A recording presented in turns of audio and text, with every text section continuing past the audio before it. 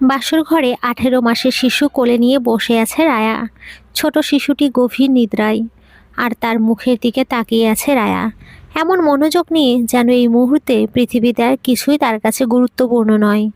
রায়ার চোখে মুখে এক অদ্ভুত দায়িত্বের ছাপ মিশে আছে, আছে ভয়, মিশে আছে নিশ্চুপ একটা দৃঢ়তা। সে নিজেকে আরো গুটিয়ে নিল, যেন শিশুটিকে আরো নিরাপদে রাখতে চায়। রায়ের চোখে পড়ল শিশুটির ছোট্ট মুখ, কি অপরূপ সুন্দর, কি স্নিগ্ধ, কি কোমল। হঠাৎ ঘরের দরজা হালকা শব্দে কেঁপে উঠল। ধীরে ধীরে কেউ দরজা ঠেলে ভেতরে প্রবেশ করলো। রায়া মাথা সামান্য তুলল, কিন্তু ভয় আর সংকোচে ঠিকমতো দেখতে পারল না। শুধু এক লম্বা অবয়ব, চওড়া কাঁধ, আর তার আগেই এক রুক্ষ গম্ভীর স্বর তার কানে এসে আঘাত করলো। শোনো মেয়ে, তোমাকে আমি আমার ছেলের জন্য বিয়ে করেছি। আমার থেকে কোনো প্রকার আশা প্রত্যাশা করবে না। শুধুমাত্র মা বাবার জন্যই আমি এই বিয়েতে রাজি হয়েছি।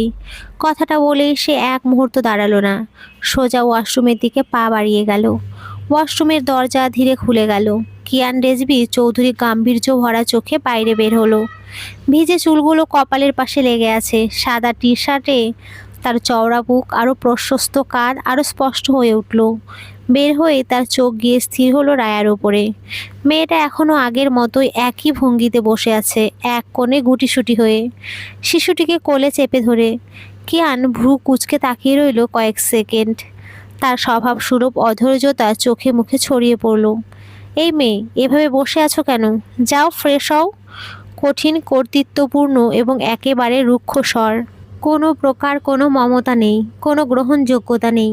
কথাটা শুনে রায়ের বুকটা ধক করে উঠল, ভয়ে কেঁপে উঠল সে।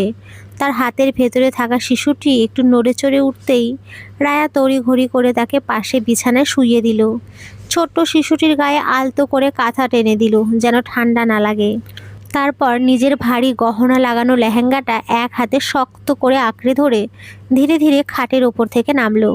কিয়ান দাঁড়িয়ে দেখছিল, তার চোখে বিরক্তি, কিন্তু কোথাও যেন লুকানো এক শুষ্ক ক্লান্তিও ছিল।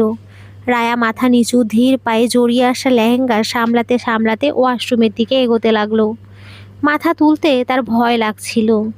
এই ঘর তার নয়, এই পুরুষও তার নয়।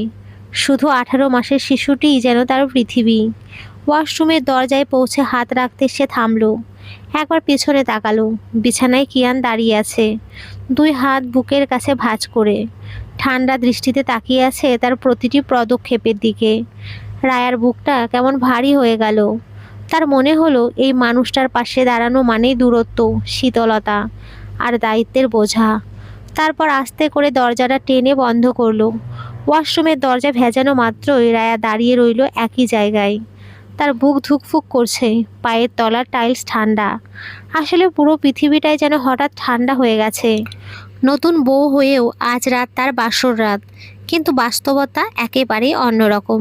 এই ঘর তার নয়, এই মানুষটাও নয়। সে শুধু একজন 18 মাসের শিশুর মা হয়ে এসেছে। হঠাৎ আয়নায় নিজের প্রতিবিম্ব দেখে তার গলা শুকিয়ে গেল। চোখ দুটো ভেজা, ভয়ের ছাপ স্পষ্ট। ঠোঁট কাঁপছে। মাথার উপরে পরনে লাল ওড়নার সোনালি পাড়ে বাল্বের আলো পড়ায় মুখটা আরও ফ্যাকাশে লাগছিল। রায়া ধীরে হাত তুলে ওড়নাটা ঠিক করলো। তারপর লেহেঙ্গার ভারী ঘের সামলে একটু শ্বাস ফেললো। কিয়ান সাহেব সত্যিই আমাকে স্ত্রী হিসেবে চায় না, মনে মনেই নিজেকে বলল সে। হঠাৎ মনে পড়ল বাইরে নিশ্চয়ই কিয়ান দাঁড়িয়ে আছে, সেই একই কঠোর মুখে। তার প্রতিটি শব্দ, প্রতিটি চোখ রাঙানি রায়ার মনের ভেতরে চাবুকের মতো আঘাত করছিল। সে খুব ধীরে গলার নেকলেস খুলে সিঙ্কের পাশে রাখলো। তারপর ঠান্ডা পানি মুখে ছিটিয়ে শান্ত হতে চেষ্টা করলো, কিন্তু শান্ত হওয়া সম্ভব হলো না। কিয়ানের কথাগুলো আবার কানে বাজলো। তোমাকে আমি আমার ছেলের জন্যই বিয়ে করেছি। আমার থেকে কোনো প্রকার আশা প্রত্যাশা করবে না। এই কথায় রায়ের বুকটা হু হু করে উঠল। তার চোখের সামনে ভেসে উঠল কিয়াসের ঘুমন্ত মুখ। শিশুটির প্রতি তার মায়া তাকে আবারও শক্ত করলো। ওর জন্যই তো এখানে আসা, মনে মনে বলল রায়া। অবশেষে ওয়াশরুমের দরজা খুলতেই হাত বাড়াতেই সে থেমে গেল। গভীর নিঃশ্বাস নিল, নিজেকে যতটা সম্ভব শক্ত করলো। তারপর আস্তে করে দরজাটি খুলল। ওয়াশরুমের দরজা খুলে বাইরে এলো রায়া। হালকা স্যাঁতস্যাঁতে বাতাস তার চুলে লেগেছিল। লাল বেনারসির ঘের ভারী হয়ে গেছে পানির ছোঁয়ায়। আর মনের ভেতর ভয় যেন আরও ভারী। ঘরের আলো একটু কম, স্লান নরম লাইট জ্বলছে, তাতে কিয়ান রেজভি চৌধুরীর অবয়ব তীক্ষ্ণভাবে ফুটে উঠেছে। চওড়া কাঁধ, শক্ত দাঁড়ানোর ভঙ্গি, চোখ দুটো গভীর এবং কঠোর। কিয়াস ছোট্ট 18 মাসের বাচ্চাটি বিছানার মাঝখানে কাঁথার তলায় নিঃশব্দে শুয়ে আছে। তার ঘুমন্ত মুখের পাশে বসে আছে কিয়ান। ছেলের মাথায় হাত বুলিয়ে আবার ধীরে মুখ তুলল রায়ার দিকে। দৃষ্টি লাগতেই রায়া অস্বস্তিতে মাথা নিচু করে ফেলল। কিয়ান দাঁড়িয়ে বলল, এভাবে হাঁটছো কেন? গভীর রাত হলেও তুমি আমার ঘরের মানুষ, মাথা তোলো। রায়া ভয় পেয়ে মাথা তুলল, কিন্তু চোখ তুলে তাকাতে পারল না। কিয়ান বিরক্তির দীর্ঘ নিঃশ্বাস ফেলল। তোমাকে কেউ খেতে যাবে না, স্বাভাবিক থাকো। রায়া কিচ্ছু বলল না। তার হাতের চুড়িগুলো কাপা হাতে বাজে শব্দ করছিল। কিয়ান হঠাৎ সেই শব্দের দিকে তাকিয়ে বলল, চুড়িগুলো খুলে ফেলো। কিয়াসের ঘুম ভাঙার মতো আওয়াজ আমি সহ্য করব না। রায়া সাথে সাথে চুড়িগুলো হাত থেকে খুলে বিছানার পাশে রেখে দিল। কিয়ান আরও একবার তাকালো। তার চোখে রুক্ষতা হলেও কোথাও যেন গভীর ক্লান্তির ছায়া।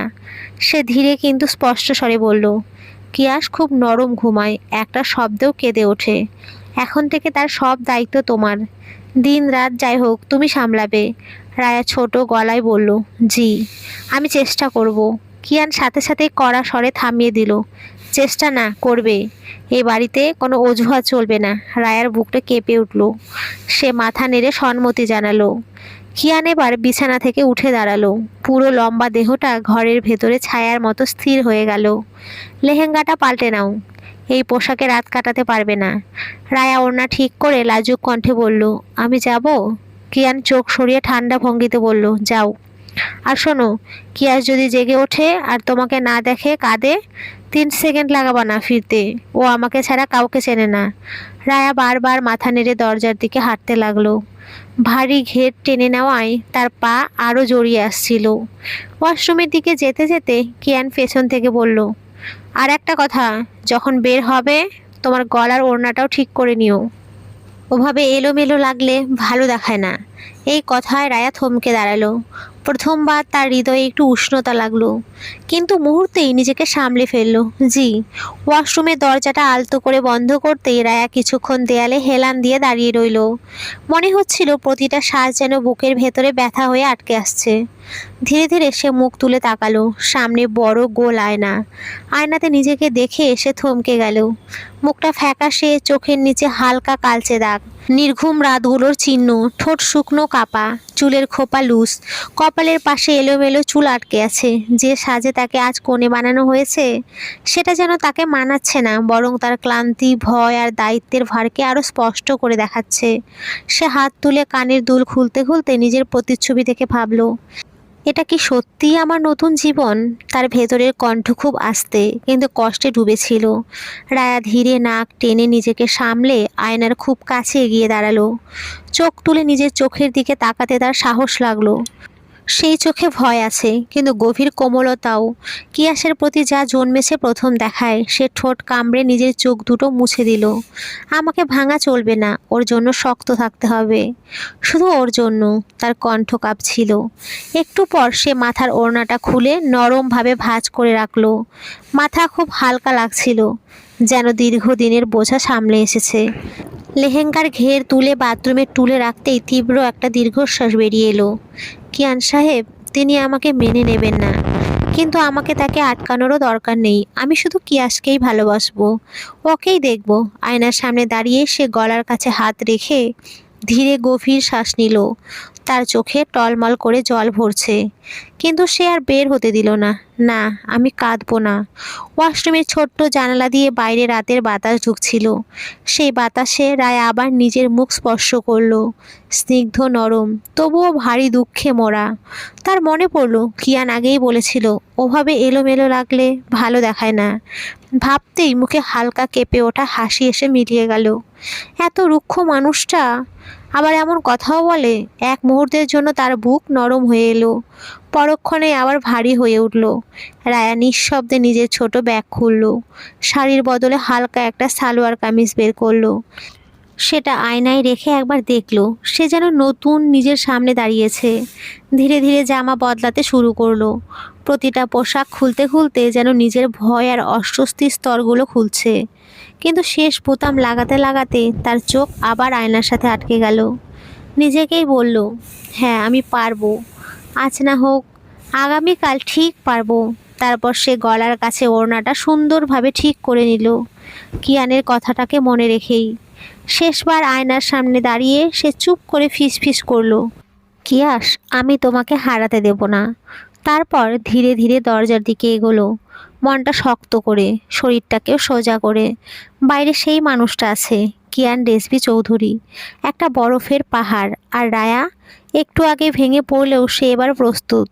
ওয়াশরুমের দরজার হাতলটা রায়া খুব ধীরে ঘোরালো। মনে হচ্ছিল দরজা খুললেই আবার সেই ঠান্ডা দৃষ্টি, সেই রুক্ষ স্বর তাকে বিদ্ধ করবে। এক মুহূর্ত থেমে গভীর শ্বাস নিল, তারপর দরজা খুলে বাইরে পা রাখলো। ঘরের আলো খুবই নরম হলুদাভ।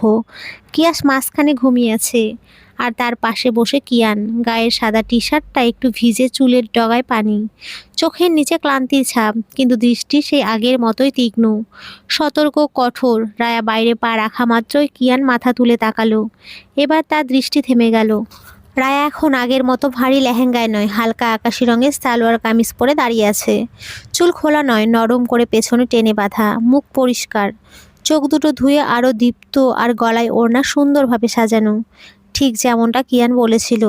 রায়া মাথা নিচু করে দাঁড়িয়ে আছে, আঙ্গুলগুলো বারবার ওড়নার কোণা মুচড়ে যাচ্ছে, কিন্তু তার ভেতরে একটা দৃঢ়তা আছে যা আয়নার সামনে সে তৈরি করেছিল। কিয়ান কয়েক মুহূর্ত কিছু বলল না, তার চোখের দৃষ্টি বদলে গেল। কঠোরতা আছে, কিন্তু এবার গভীর কিছু একটা নড়ে উঠল।